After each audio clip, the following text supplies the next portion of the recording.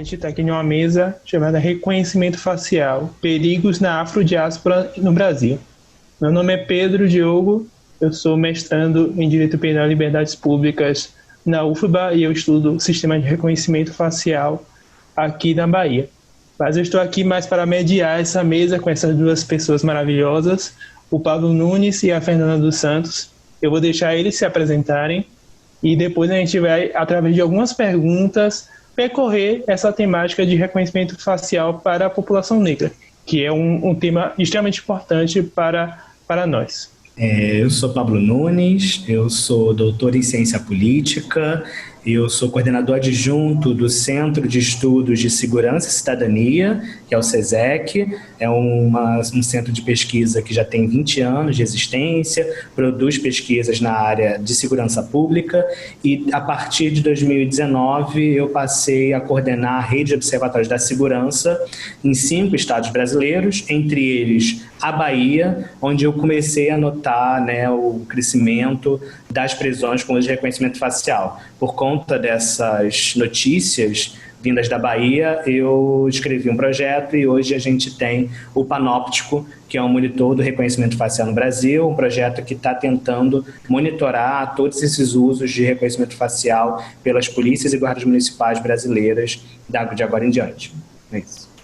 Olá, pessoal, tudo bem? Meu nome é Fernanda, eu sou mestranda em Direito, na linha Direito e Sociedade em Rede, do Programa de Pós-Graduação da Universidade Federal de Santa Maria. Eu sou membro do Aqualtune Lab, junto com o Pablo e com o Pedro, e eu também participo aqui na universidade, na UFSM, de 2 grupos de pesquisa, e um deles é o Centro de Estudos e Pesquisas em Direito e Internet, que é o CEPED, e o outro é o GPD-Com, que a gente pesquisa sobre democracia e constituição. O meu foco é principalmente pesquisar sobre a questão do racismo na internet. A minha dissertação é mais voltada para decisões judiciais envolvendo o racismo online, mas hoje a minha pesquisa ela também está ficando mais afinada com a questão do reconhecimento facial e o sistema penal seletivo, para a gente pensar as consequências do uso do reconhecimento facial, especialmente quando a gente está falando de Brasil. Eu vou começar com um questionamento mais geral, assim, porque o uso cada vez mais constante dessa tecnologia de reconhecimento facial, ela agrega várias coisas, agrega consumo, lazer, cultura e até vida política mesmo. A gente está vendo o uso de reconhecimento facial até em eleição. E, por outro lado, a gente tem esse uso de reconhecimento facial para segurança pública. E parece que, para pessoas negras, esse uso de reconhecimento facial está colocando a gente na encruzilhada. De um lado, você tem as problemáticas em relação a vieses, que podem impedir esses acessos à vida social, à vida política, e do outro, você tem o fato que esses vieses levam pessoas negras a entrarem no sistema penal, através das prisões. Eu gostaria de saber, em meio a essas encruzilhadas, como vocês veem o uso da tecnologia e essa encruzilhada para a população negra. A gente vê que a tecnologia, assim como várias outras situações da sociedade, elas não foram pensadas para a população negra, Na verdade, a forma como essa tecnologia, especificamente reconhecimento facial, ele está sendo trazido, principalmente para cá, para o Brasil, uma forma que não foi pensada para não prejudicar a população negra. E até, na verdade, eu gosto muito de uma abordagem que o Tarcísio Silva traz sobre o tema, que é justamente utilizando o conceito de epistemologia da ignorância branca, originalmente do Charles Mills, que é a ideia de que a branquitude, na verdade, ela não tem mesmo interesse em compreender o mundo, em compreender mais a fundo as desigualdades, no nosso caso, especialmente as raciais, assim, porque isso implica em questionar as vantagens que são garantidas através desse sistema. Então, quando a gente entra para essa questão do reconhecimento facial, parece que é exatamente isso, sabe? Até eu tive uma conversa esses dias num dos grupos de pesquisa, que era exatamente a situação de que quando a gente está falando sobre grandes empresas de tecnologia, não é como se elas não tivessem um dinheiro para investir em tecnologias de reconhecimento facial, em testes, por exemplo, com banco de dados, com uma diversidade boa que pudesse impedir, então, que as tecnologias de reconhecimento facial não reproduzam preconceito.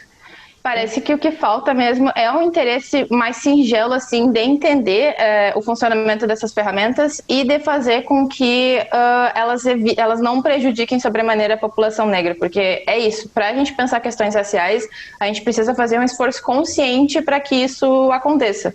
Não, o padrão é branco, o padrão ele é europeu, então para a gente fugir dele, a gente tem que fazer um esforço para que essas tecnologias questionem esses privilégios e não incorporem isso de forma automática dentro dos seus sistemas. Então, essa encruzilhada, na verdade, que a gente encontra da população negra dentro dessa questão da tecnologia, ela acaba sendo nada mais do que uma repetição do que a gente vê no dia a dia, né, dentro da nossa sociedade.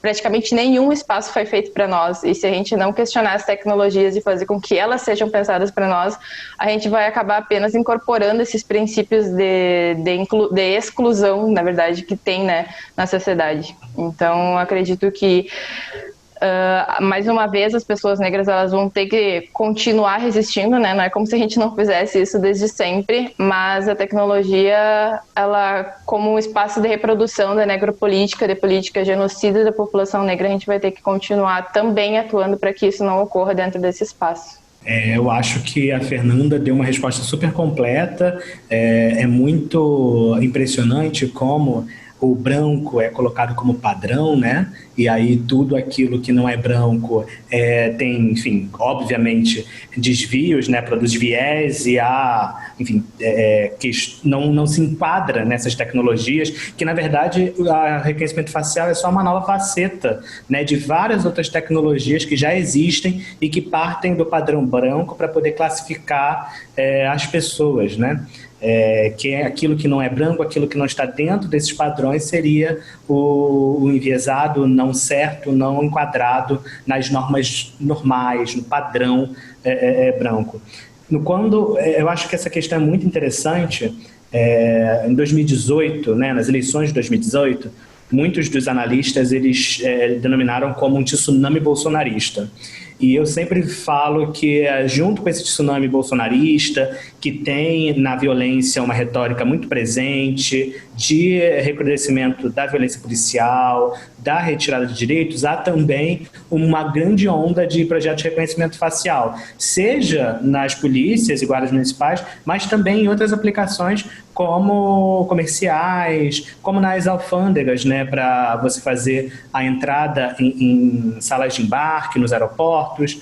Então, houve, né, uma explosão de projetos de reconhecimento facial, aplicações de reconhecimento facial em muitos lugares, né? Na linha 4 do metrô de São Paulo, tinha um projeto de reconhecimento facial para tentar avaliar as emoções das pessoas, né, dos usuários do transporte ao verem propagandas, né, ou seja, monetizando também ali, sem o consentimento das pessoas que trafegam por aquela linha, as suas expressões faciais, suas emoções, e tudo isso foi de maneira completamente sem o debate público, e muitas das vezes as próprias pessoas não imaginavam que estavam sendo monitoradas, que seus rostos estavam sendo capturados, e muito menos qual tipo de segurança e onde esses seus dados foram armazenados. Então, é uma encruzilhada muito, muito complexa.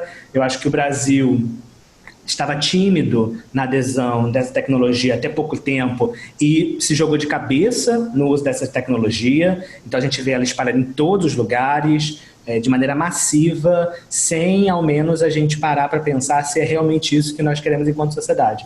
Então essa encruzilhada é muito problemática, mas eu acho que vale a pena a gente, como nesses espaços aqui, problematizar e colocar a questão em debate. Eu vou entrar onde o Pablo terminou a falar dele em relação ao Brasil introduzindo essas tecnologias e vou relacionar com a ideia de... Eu queria que o Pablo falasse, porque ele trabalha muito diretamente com isso, com as particularidades em relação a como esses sistemas estão sendo implantados aqui no Brasil. Porque a gente tem a situação do Rio de Janeiro, você tem a situação Salvador, Bahia. Eu gostaria que você, que está trabalhando no Panóptico, você está trabalhando com uma pesquisa direta em relação a essas implantações, eu gostaria que você falasse um pouco das particularidades de cada lugar, que eu acho que seria bastante interessante as pessoas saberem. Tá ótimo. Perfeito. É muito curioso, né? Assim que começou todo esse debate, eu me interessei pelo assunto e fui procurar saber.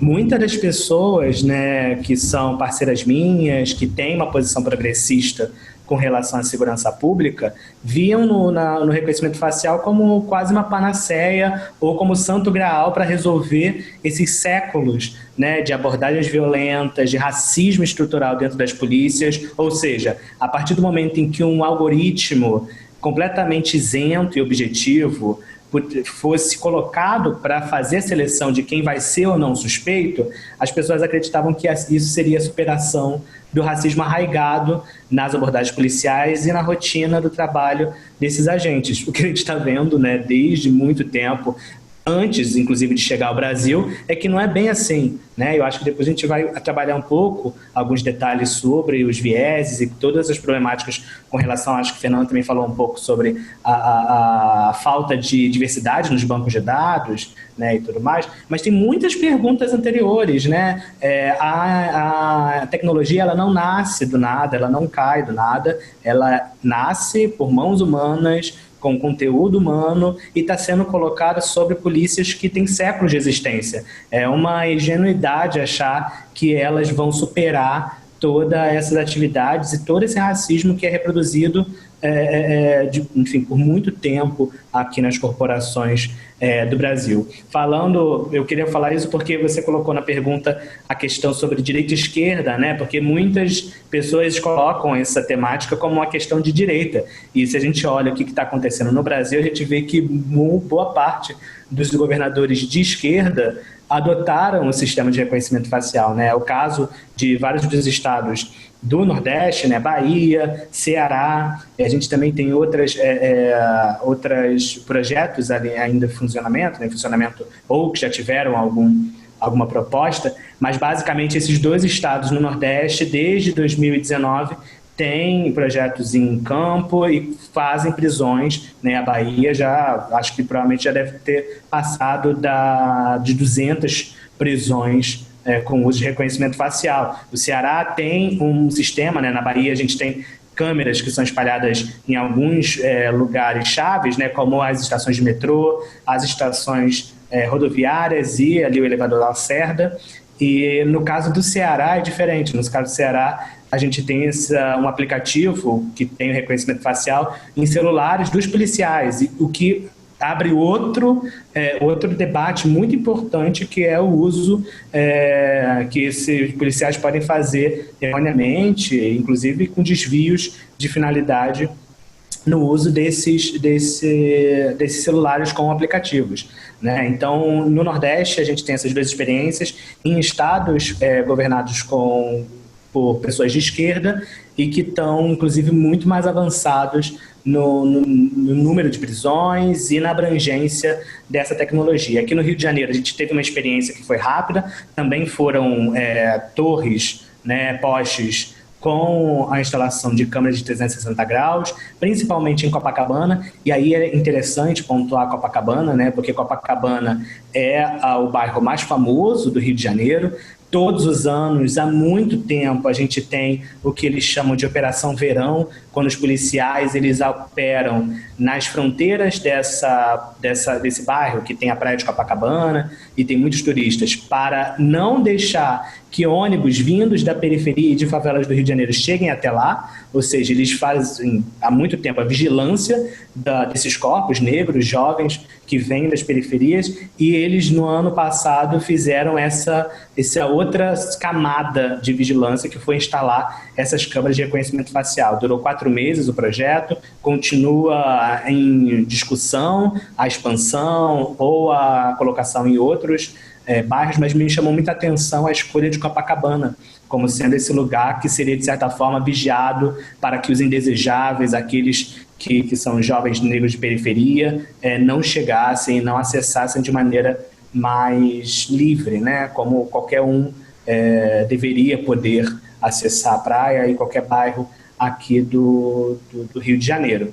Esses foram os projetos mais desenvolvidos durante o ano passado, mas a gente está vendo que tem vários outros lugares que estão em contratações e algumas licitações já muito avançadas para começar o uso de reconhecimento facial, e principalmente em cidades, ou seja, guardas municipais operando essas câmeras, que traz outro debate muito grande, mas eu não queria me estender muito para a gente deixar um pouco mais para o final. Muito bom, Paulo, muito bom. Esse panorama que você faz é muito bom. A gente ter uma ideia geral. E eu acho que você traz uma coisa muito importante aí, que, por exemplo, existe uma ideia em relação a como construir uma cidade, como construir um espaço urbano que, nos últimos tempos, tem sido pensado como cidades inteligentes, cidades que se auto-organizam, se autogovernam. Eu gostaria que vocês pensassem como, a Fernanda agora, pensasse como essas cidades inteligentes, com a implantação de sistemas de reconhecimento facial, elas também se tornam cidades excludentes. Se a gente vê essa questão do viés, principalmente se a gente pensar não só o viés racial, mas temos a questão de gênero, porque a forma como esses sistemas têm em relação a mulheres negras, eles estão com muitos mais problemas de viés. Você tem a Simone Brown fala muito disso, a Joy Bullamy, eu não sei falar sobre o nome, a Joy Bullamy, ela também fala sobre essa questão nos trabalhos dela. Eu gostaria que vocês comentassem isso, começando pela Fernanda, em relação a essa questão das cidades inteligentes, que também são cidades excludentes. Eu acho que, mais uma vez, assim, a gente tem que se perguntar, né, essa cidade inteligente, ela está sendo construída para quem, né? Novamente, é uma cidade que ela vai ser pensada para atender as demandas da população negra? Eu entendo que, claro, que assim, o avanço da tecnologia é algo que a gente não vai conseguir parar, né? Algo que a gente também talvez nem deva tentar parar absolutamente, porque, enfim, faz parte da evolução da sociedade e ir avançando. Só que o problema é como a gente faz isso e em prol de quem que a gente está fazendo isso.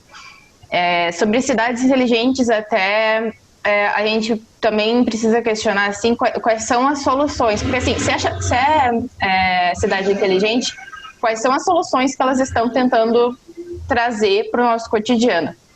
Eu tive contato com um artigo do André Lemos com o Ranier de Jesus, que eles fizeram um levantamento das principais experiências da cidade inteligente em Salvador, um TCC de 2017, e eles relataram ali o uso de semáforos inteligentes, sensores de encostas, pluviômetros automáticos, estações de monitoramento de qualidade do ar, as smart grids também, que são ferramentas, né, para avaliar informações sobre o uso de rede elétrica em determinados lugares, e todas essas medidas são extremamente importantes, sabe?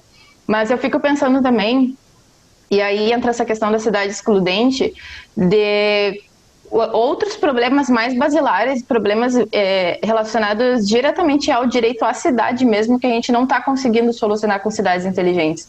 Hoje a gente já está tendo que lidar com governos municipais que constroem pontas de concreto debaixo de viadutos para que pessoas em situação de rua não possam se abrigar, sabe? Então, isso é extremamente complicado. A gente está querendo avançar, enfim, está querendo melhorar o trânsito das cidades, a gente está querendo melhorar algumas outras questões, mas a gente não está, já desde o início, o direito à cidade ele não está sendo garantido, continua não sendo garantido, né, para a população negra. Então, o que a gente está fazendo, por exemplo, para que o saneamento básico, a acessibilidade das cidades melhorem, o saneamento básico, principalmente quando a gente fala de comunidades carentes, né? Enfim, é um mar de situações que a gente vê que é deixado de lado pela incorporação de novas tecnologias para, sim, solucionar outros problemas, mas, novamente, a gente vê que essas cidades, elas acabam não incluindo realmente as pessoas negras, né? Novamente, a tecnologia, ela não é feita dessa forma. O reconhecimento facial, por exemplo, ele é uma tecnologia que é encabeçada, ela é levada adiante justamente com essa intenção de solucionar um problema que seria a segurança pública. Só que a gente sabe, através de estudos, que não é isso que tende a acontecer, né? Com relação a essa questão das mulheres negras, especificamente, é bem interessante a gente parar para pensar com relação a esses estudos. Por exemplo, o que a Joy, também não sei como eu falar o sobrenome dela, vou falar Bulamwini, a Joy Bulamwini e a Timnit Gebru também fizeram, que é acerca de 3, né, classificadores comerciais de identificação, e o índice de falibilidade no reconhecimento de rostos de mulheres negras era muito maior do que rosto de homens brancos. Então, a gente tem que tratar sobre isso. A gente sabe que, por exemplo, como é que a gente vai fazer a incorporação dessas medidas dentro das cidades, se a gente vai ter, esses sistemas serão auditáveis, como é que vai funcionar, sabe? Eu acho que tem muito uma corrida atrás das novas tecnologias, atrás da gente trazer essas mudanças para a sociedade, mas novamente a gente não tem esse questionamento de como que ela vai fazer, se vai melhorar efetivamente, vai melhorar para quem e de que forma a gente vai controlar, né? Até é interessante, fazendo um gancho com o que o Pablo falou, com relação a essa questão dos governos de direita e de esquerda, é aquela máxima, né? Entre governo de direita e esquerda, eu sigo sendo preta. É bem complicado. O aumento no número de encarceramento de pessoas negras em governos mais alinhados à política da esquerda no Brasil demonstra que não basta somente um alinhamento à esquerda para que a gente melhore questões mais básicas da sociedade, assim. Então, principalmente quando a gente fala de segurança pública, enfim, quando a gente começa a ir para essa área do direito criminal, antes da gente pensar, então, nessas outras políticas antirracistas para a tecnologia, a gente tem que questionar mesmo as políticas racistas que estão enraizadas em todos os sistemas de governo, né?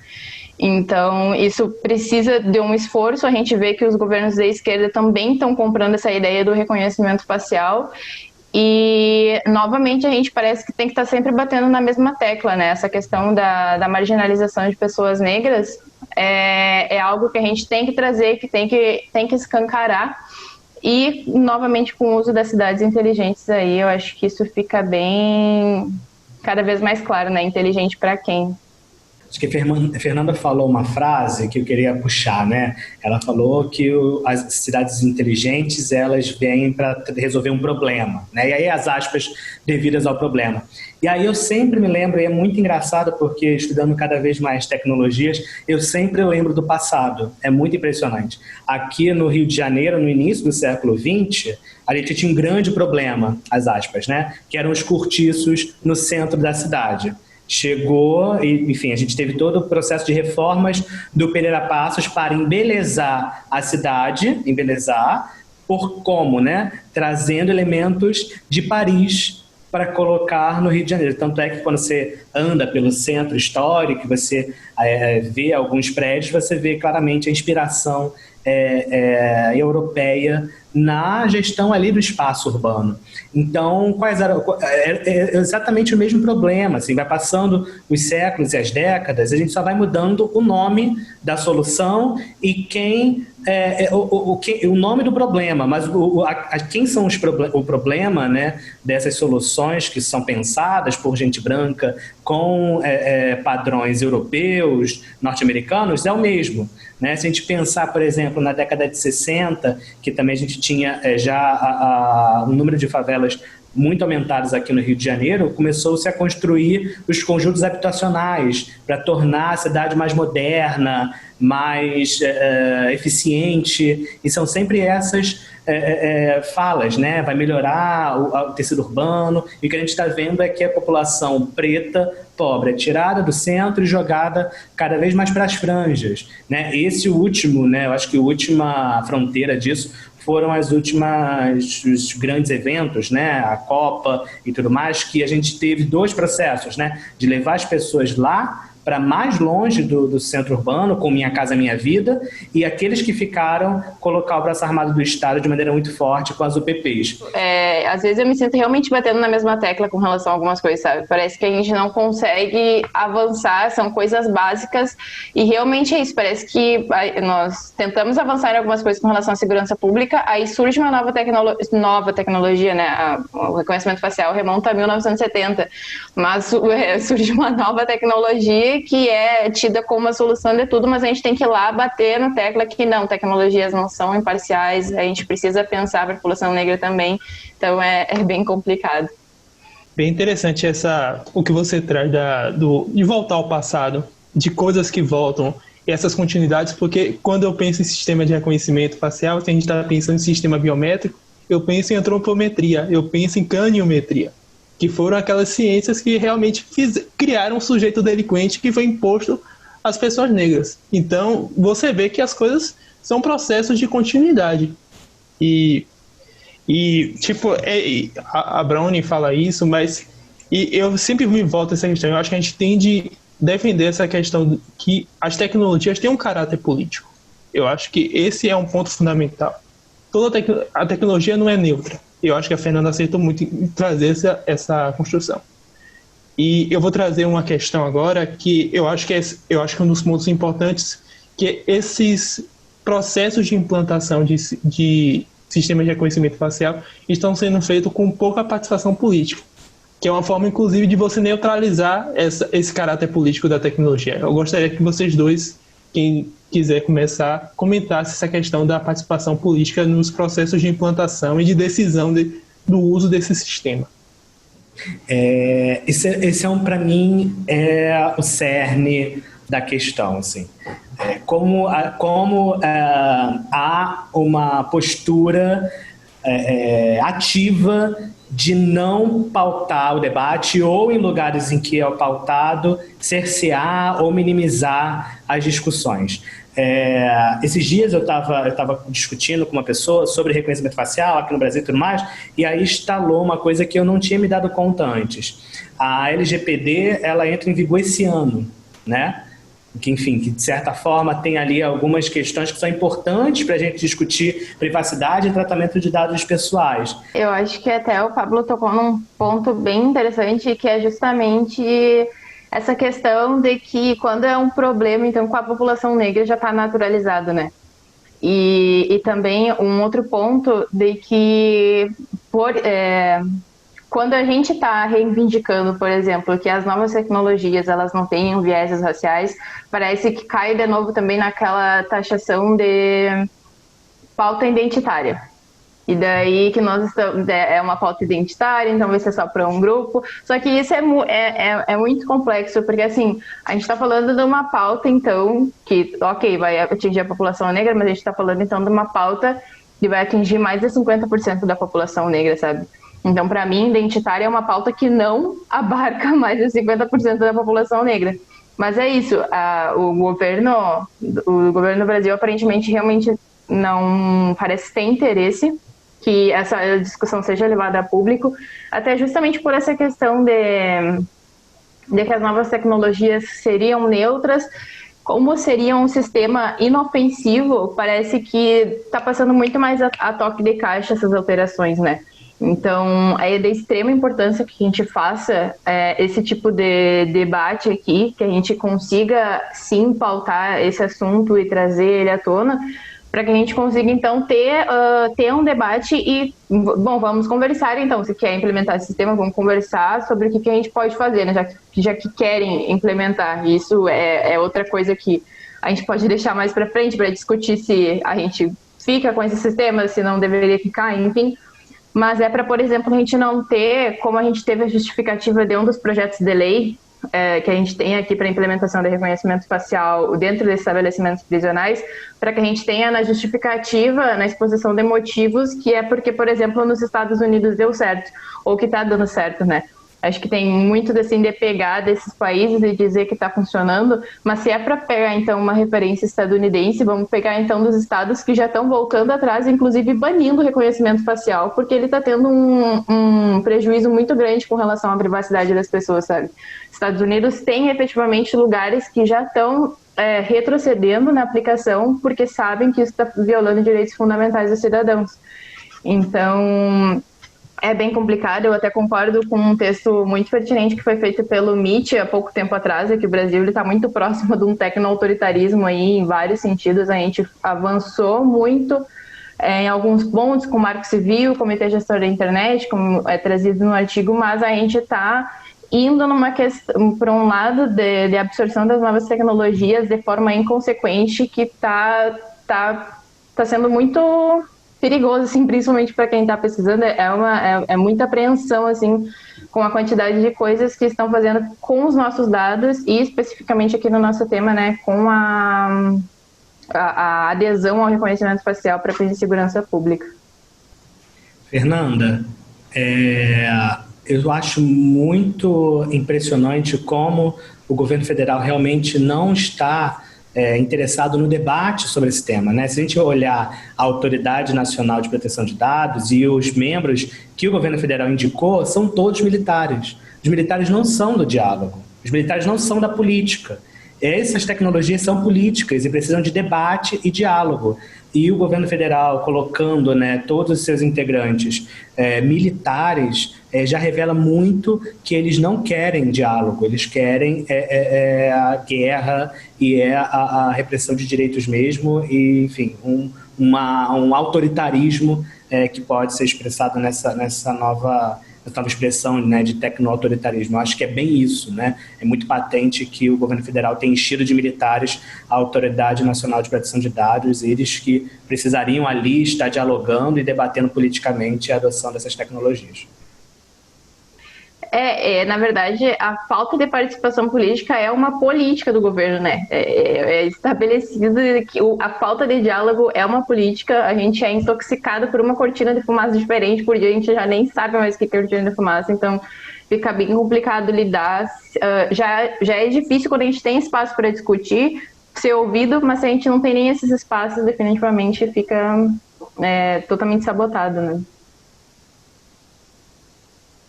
É uma faceta principal do genocídio, né, da população negra, que é você impedir a participação política, não deixar, fazer o possível para destruir as formações políticas próprias dessa população e assim promover as outras políticas, como a política de extermínio através do sistema penal, outras políticas a partir de ausências sociais. E eu acho bem interessante a gente discutir, já que a gente entrou nesse ponto de regulamentação, inclusive os Estados Unidos tem um projeto de lei para banimento da tecnologia já federal, e é um projeto de lei ainda, mas você mostra que você tem ali um debate político que entende esse sistema como um problema.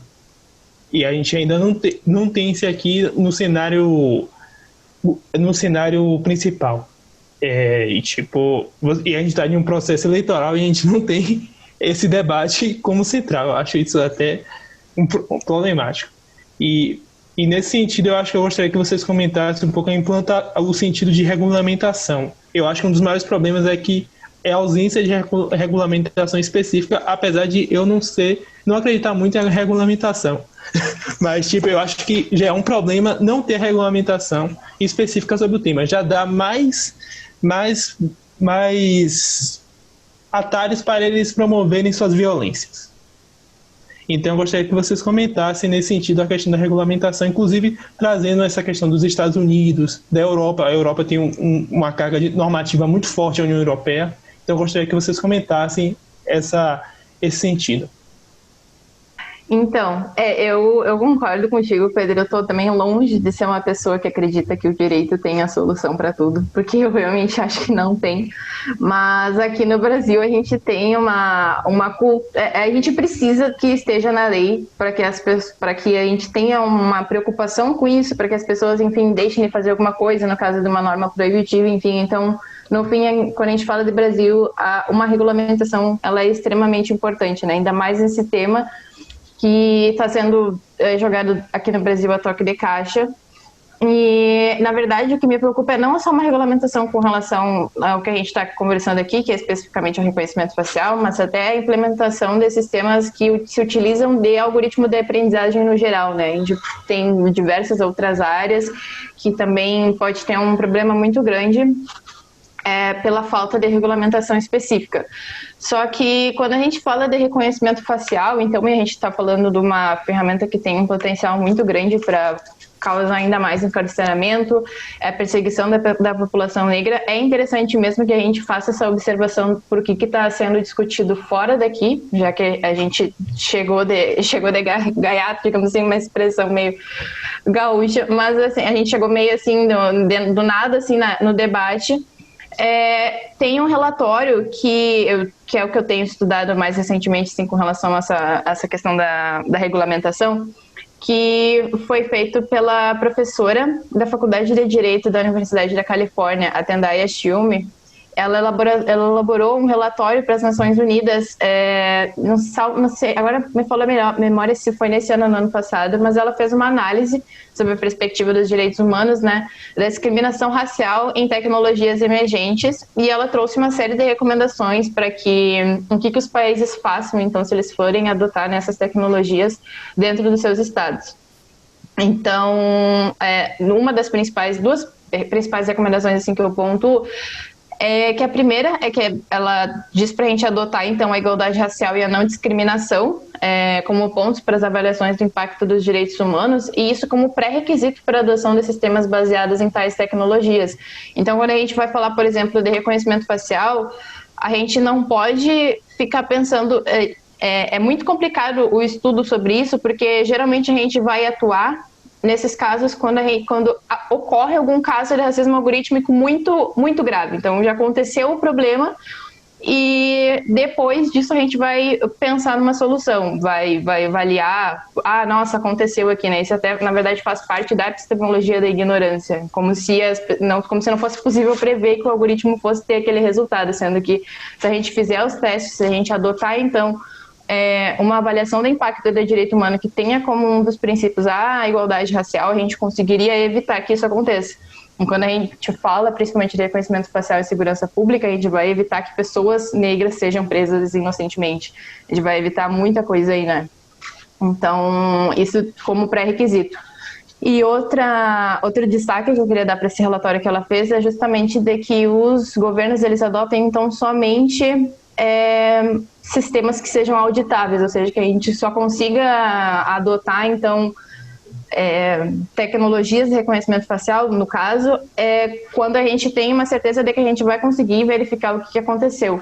Aqui no Brasil, a gente não pode, principalmente, bater de frente ou ser barrado, na verdade, pelas questões de propriedade intelectual, segredo de negócio, enfim, isso também não pode servir de impedimento. Então, essa adequação que ela traz, né, com relação a essa sugestão ali que ela traz no relatório, eu acho de extrema importância para a gente começar a conversar sobre isso e começar a conversar mesmo, sabe? Como o Pablo falou, parece que a gente está investindo já nessa tecnologia, sendo que a gente deveria estar primeiro conversando sobre essa forma que a gente vai implementar ela aqui no país. Claro que, novamente, o direito não tem a solução, não é tendo uma lei dizendo que os algoritmos têm que ser auditados, ou enfim, que tem que ter alguma regulamentação que a gente vai conseguir solucionar o problema, mas eu acho que aqui, pelo menos, seria um norte, né, para a gente saber por onde se guiar.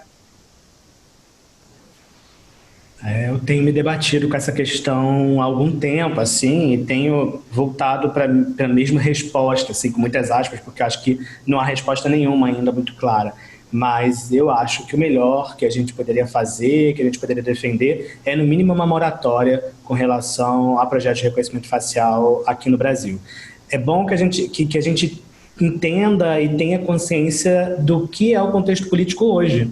Será que uma discussão de regulamentação hoje, no contexto político atual,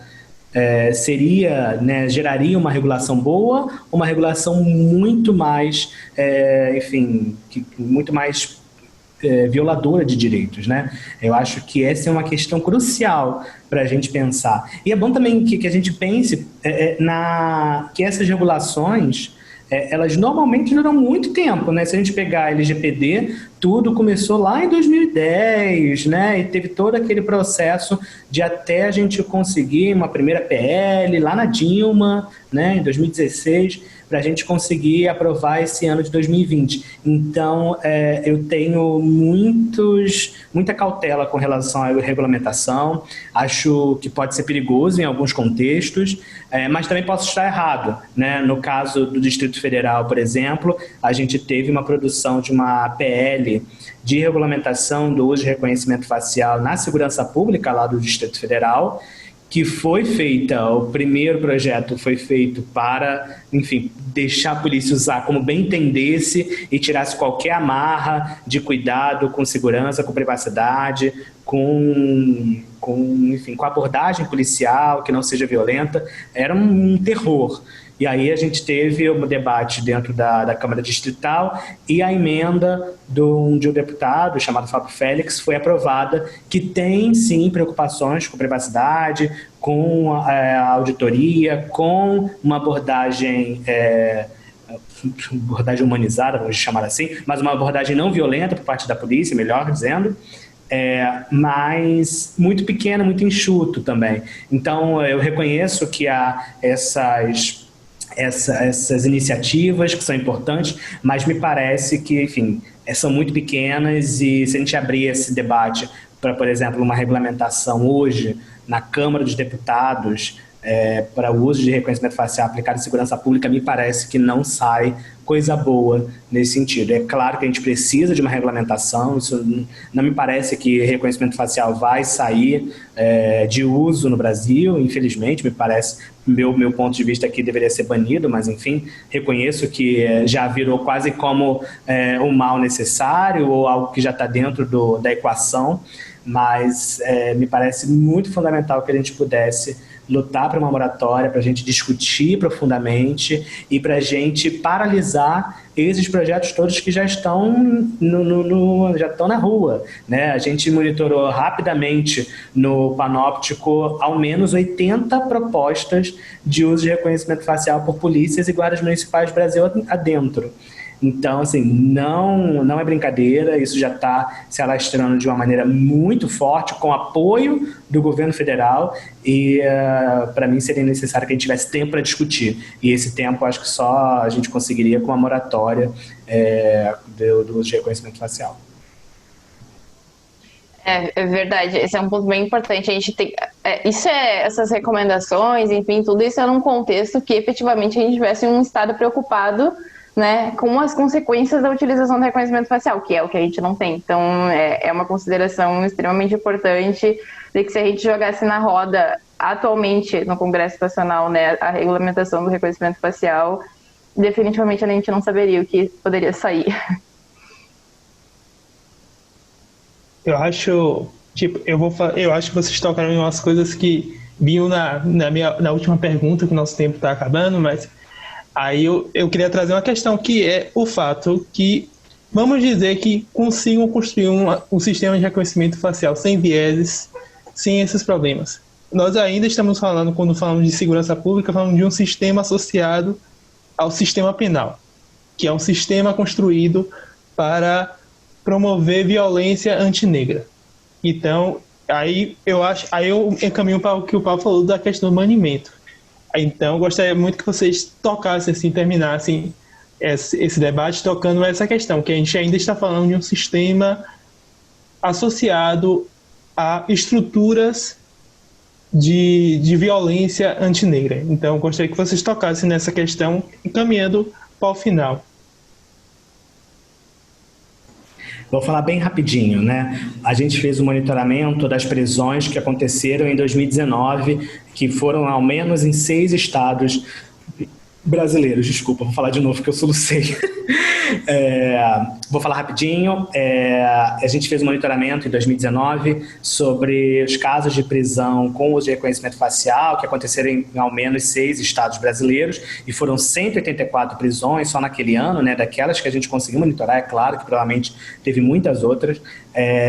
Boa parte, né, na verdade a grande maioria daqueles que a gente conseguiu informações eram pessoas negras, 90%, e foram presas por crimes sem violência, pequeno tráfico de drogas e furtos. Ou seja, a gente tá colocando mais água no moinho de moer gente que a gente já conhece muito bem, né? O sistema penitenciário é um sistema completamente cruel, faz, né, já há muitos anos, opera na lógica do superencarceramento, colocando gente por conta da lei de drogas nas prisões, pessoas presas às vezes com 10 gramas de maconha, sem nenhum tipo de passagem pela polícia, sem o uso de violência nenhum, e a gente coloca as pessoas negras dentro daquele sistema, e o reconhecimento facial está fazendo só mais rápido o que está sendo feito já há muito tempo. Então, é um perigo muito grande com relação ao uso desse sistema de maneira completamente sem crítica e de forma abrangente no território nacional. Acho que, além disso, acho que essa face é uma face muito dramática. Eu acho que é algo que a gente tem que pontuar de forma muito insistente, né, no superencarceramento da população negra e de como o reconhecimento facial tem ajudado a acelerar esse processo, mas, e também as potencialidades dele, mas eu também queria chamar a atenção que antes de uma prisão existe uma abordagem policial, que é algo que a gente não consegue ter números muito claros, porque o Brasil ele é completamente eficiente na não produção de dados sobre segurança pública, é algo que a gente é campeão internacional, mas a quantidade de pessoas que são abordadas violentamente, têm violados os seus direitos pela polícia, com o uso de reconhecimento facial, é algo muito grande e a gente não está tendo, muitas das vezes a gente não toca nesse ponto, né? A violência contra a população negra, ela normalmente é falada todos os anos no número de mortes violentas e tudo mais, mas antes da morte ocorrer, antes da prisão ocorrer, existe um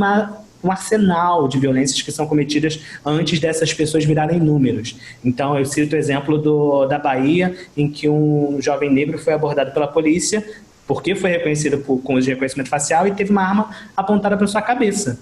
Agora você imagina a quantidade, né, e a dificuldade que é uma pessoa poder sair desse trauma que é ter uma arma apontada pela sua cabeça e ser violado nos seus direitos. Então, acho que é muito importante que a gente discuta as prisões, a violência policial, mas também que a gente discuta abordagens policiais e também dificuldades de acesso à cidade. Como eu disse, por exemplo, Copacabana teve um grande cercado com reconhecimento facial, afastando pessoas de usufruir uma parte que deveria ser acessível a todos os cidadãos. Eu acho que o Pablo fui completamente contemplada pelo que ele falou. Realmente é uma situação bem complicada, né? É difícil definir assim o que é. Porque é tanta coisa acontecendo de tanto lado, tanta violência que a gente sofre de todos os lados, que é bem complicado a gente ver para onde que a gente vai sair, né? Mas eu acredito que realmente, com relação ao reconhecimento facial, agora, não me contradizendo, porque eu ainda acredito que a regulamentação, se fosse o caso, ela poderia ter alguns parâmetros, né? Mas eu acredito que realmente a gente não tem como fugir de lutar muito por uma moratória agora, porque as coisas estão vindo de uma forma muito acelerada, a gente não está conseguindo lidar com isso. Como o Pablo bem pontuou, uma regulamentação demoraria muito tempo e a gente não pode aceitar mais uma forma muito mais eficiente, mais perigosa, eu acho até, de encarceramento de pessoas negras, de violência contra essas pessoas, porque o reconhecimento facial está sendo feito de qualquer jeito hoje em dia.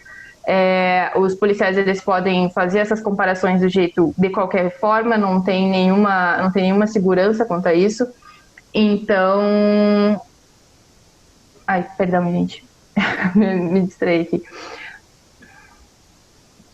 Os policiais estão utilizando a ferramenta do reconhecimento facial de qualquer forma.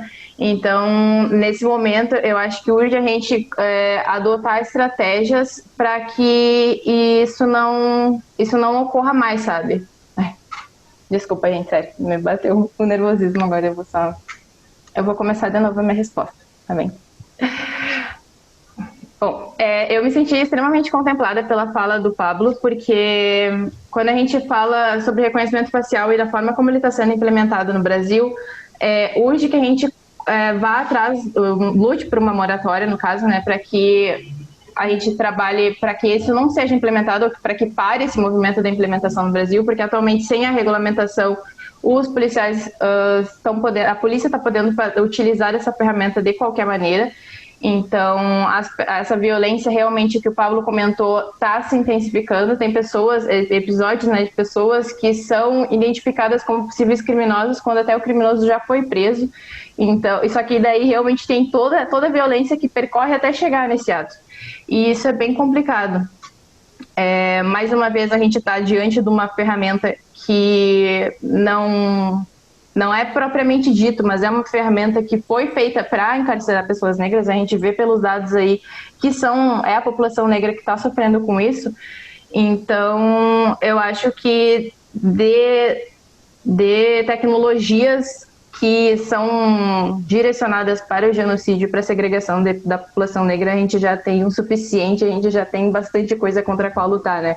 Eu acho que o reconhecimento facial aí só tende a piorar nossa situação, mas que bom que pelo menos a gente está conseguindo já debater sobre isso, a gente está conseguindo trazer o fato de que ela não é neutra, essa tecnologia não é neutra, e a gente precisa fazer, então, construir um debate para que a pauta racial, novamente, ela consiga servir de fundamento para que direitos fundamentais de toda a população, não vai ser só para a população negra, né? Vai ser o direito fundamental à privacidade, até a liberdade da expressão. Havia um relatório do Law Enforcement de 2017 que fala também que o reconhecimento facial não só para essa questão da segurança pública, ela é importante, mas daqui, sinceramente, assim, por exemplo, passando a pandemia, o governo do jeito que está e as cidades extremamente monitoradas por reconhecimento facial, quem é que ainda vai se sentir à vontade para sair sem máscara numa manifestação contra o governo, sabe?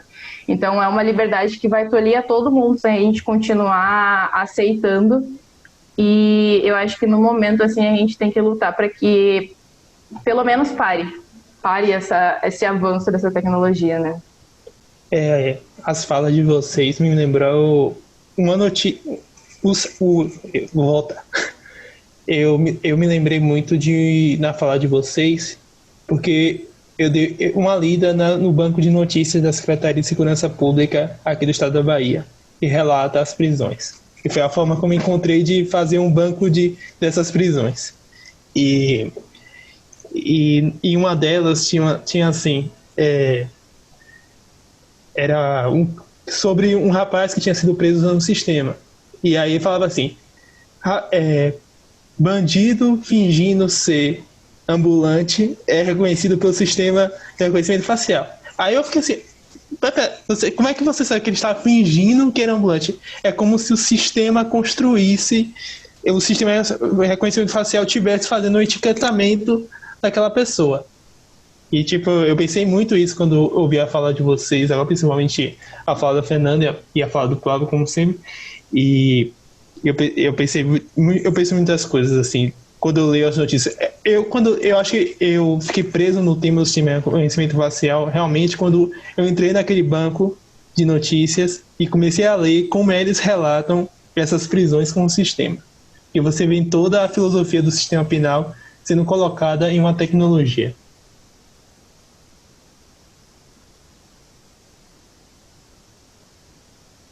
E eu estou pensando numa questão aqui, no sentido de como é que a gente faz para a branquitude não sequestrar esse tema, porque essa é uma coisa que sempre acontece, sempre vai acontecer. O que é que vocês acham assim? Como é que a gente faz para não ter esse tema que é central para nós ser sequestrado por eles?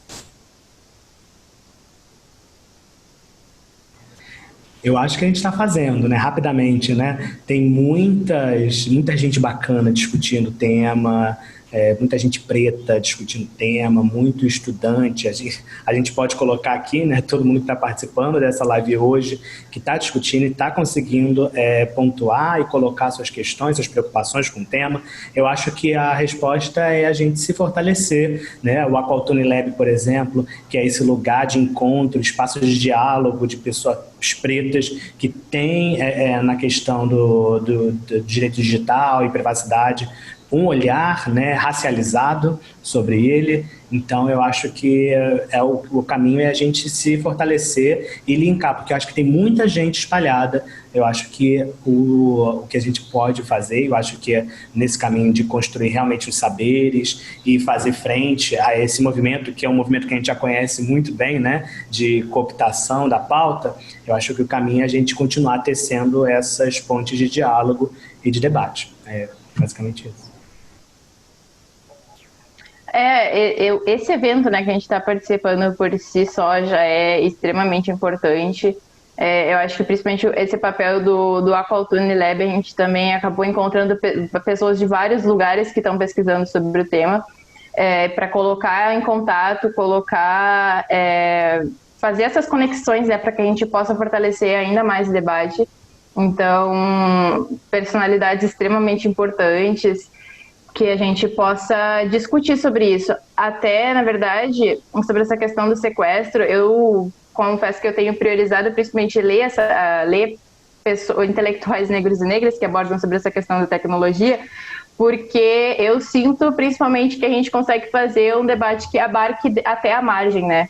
E recentemente eu acabei lendo o livro de pessoas brancas, intelectuais brancos, agora principalmente na questão de ética e algoritmo, e eu percebo essa falta, sabe? Então eu acho que a gente está no caminho certo, estamos conseguindo trazer esse debate, a gente está conseguindo enriquecer, e eu acho que seguindo assim a gente vai conseguir com certeza muitos avanços, né? A gente está conseguindo trazer visibilidade. Eu acho que racismo algorítmico, apesar de ser uma palavra que parece difícil, ela ganhou bastante visibilidade nesse ano, e eu acho que isso pode com certeza nos ajudar cada vez mais.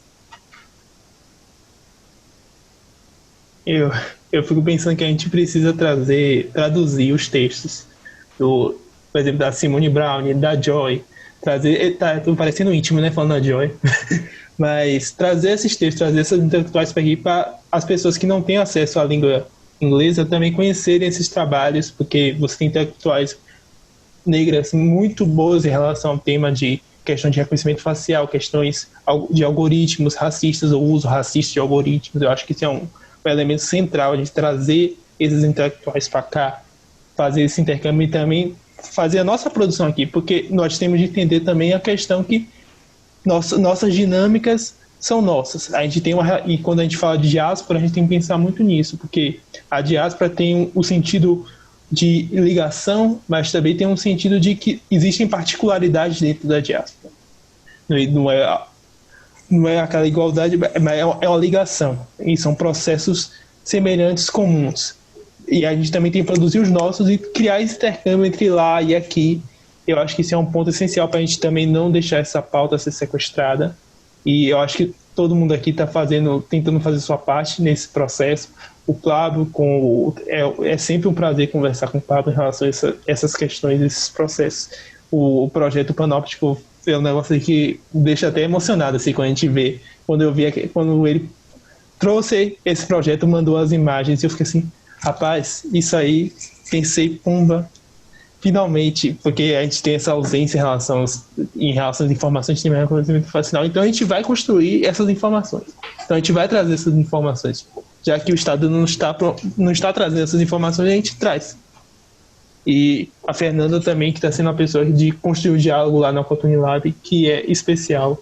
E outras pessoas lá, a Elisandra Salomão, que também trabalha com o sistema de reconhecimento facial em Brasília, e também uma pessoa, o Tarcísio sempre é muito bom conversar. Então são essas alianças, são essas relações que a gente constrói um questionamento em relação a esse uso do sistema de reconhecimento facial e esses perigos para a população negra em geral. Até, só para destacar isso que tu falou, Pedro, sobre essa questão de traduzir autores estrangeiros, de justamente fortalecer, né, a população negra em afrodiáspora, porque às vezes tem críticas de que nós não poderíamos, por exemplo, incorporar ou adotar premissas de estudos de outros lugares, porque não seria a mesma realidade, né? Mas isso, pelo contrário, isso é muito mais uma visão de segregação. Acredito que sim, a gente tem muito a acrescentar no nosso cenário e acrescentar no cenário internacional, traduzindo e fazendo efetivamente esse intercâmbio, né, de conhecimento sobre o tema. Então, gente, essa foi essa mesa sobre reconhecimento facial. E foi ótimo, foi muito bom, viu? Eu gostaria de agradecer a Fernanda e ao Pablo pelas ótimas falas. Eu aprendi muito aqui, aprendi muito com vocês. Vou anotar até as referências que vocês colocaram para outras coisas. Eu gostaria de agradecer a vocês, agradecer a quem estiver assistindo essa mesa. Espero que vocês busquem mais sobre reconhecimento facial, que é um tema essencial. Muito obrigado.